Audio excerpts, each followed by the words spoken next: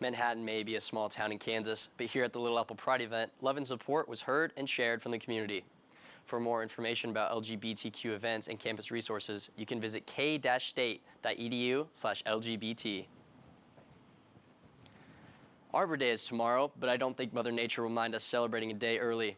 Channel 8 reporter Chase Johnson is live at K-State at the scene of an Arbor Day tradition. Chase?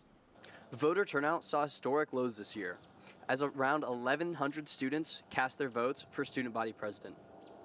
With around 20,000 students currently enrolled here at Kansas State University, that means that just 5% got a say in who made it into office. Some successful Wildcats are headed to the NFL. Landon Platter joins us now with the story.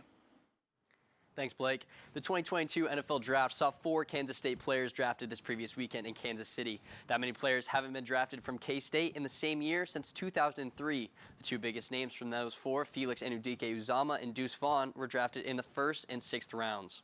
Defensive end Felix Anudike-Uzomah was drafted 31st overall to the Kansas City Chiefs. Uzomah was the 2022 Big 12 Defensive Player of the Year, while also being a semifinalist for multiple national awards, such as the Chuck Bednarik Award and the Rotary Lombardi Award. Uzomah had 20.5 sacks in his last 2 seasons at Kansas State.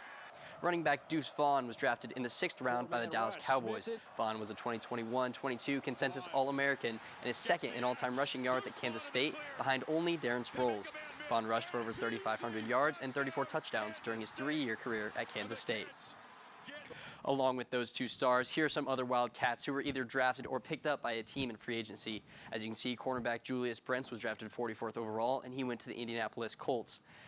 Josh Hayes was also drafted by the Tampa Bay Buccaneers in the 6th round and was pick 181. Deuce Vaughn, like we talked about earlier, drafted by the Cowboys in round 6. Adrian Martinez, former quarterback for Kansas State, was undrafted free agent. He was picked up by the Lions. Cade Warner, son of Hall of Famer Kurt Warner, was picked up also by the Tampa Bay Buccaneers in free agency.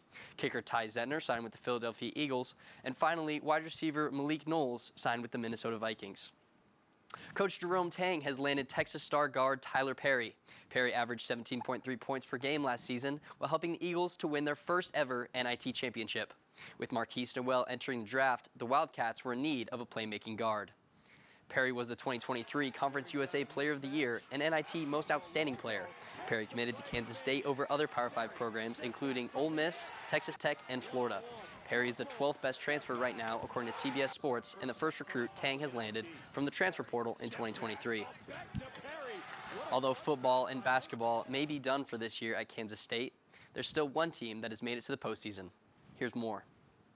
The Kansas State men's golf team has qualified for the NCAA Division I Golf Championships for the 2nd year in a row. The Wildcats have won 4 team championships this year, including 3 in the fall and 1 this spring. Going into the spring where we play more tournaments, I think that confidence is something we can go back to, and I think that's the reason why we played so good. One of the biggest strengths for this year's K-State men's golf team has been their depth. K-State has returned all of their golfers who played in the postseason last year. And the thing that's made our team so good this year, I think, is the depth. I think 1 through 6, our team is really, really strong. And if you look at the course of the year, there's always been someone to step up, whether it's been our seniors and Tim and Will, or maybe it's been, some of the younger guys that have stepped up. Someone's always stepped up on occasion. So that depth has really helped us be consistent. The regional rounds of the NCAA Division I Golf Championships begin May 15th. The top 5 teams and lowest scoring individual from each region will advance to the finals, which will be held at the Greyhawk Golf Club in Scottsdale, Arizona. That's all for sports today. Blake, back to you. We now go to Landon Platter for a conversation with Chris Bowman, director of the Morrison Family Center for Student Wellbeing. Landon? Thanks, Cooper. We're here with Chris. How are you doing today? I'm doing all right, doing great. Thanks for having me. Yeah, really appreciate it. Of course. So what role do you really think that the Green Bandana Project has on K-State's campus? So one of the main reasons... The Johnson County and Riley County areas are just above freezing, and that cold front that is sweeping down has taken over the northwestern part of the state, and that heat front from the south has taken over the southwest corner as well in the Garden City area. Moving on into the 24-hour forecast, it is sunny, but it is not warm. It is very cold today, and that will continue into tomorrow as the weather is just at freezing, mostly below for the most part, and it's cloudy as well. Looking into our 5-day forecast, it is cold for today and tomorrow, but moving into this weekend, expect a lot of clouds, but expect the heat to rise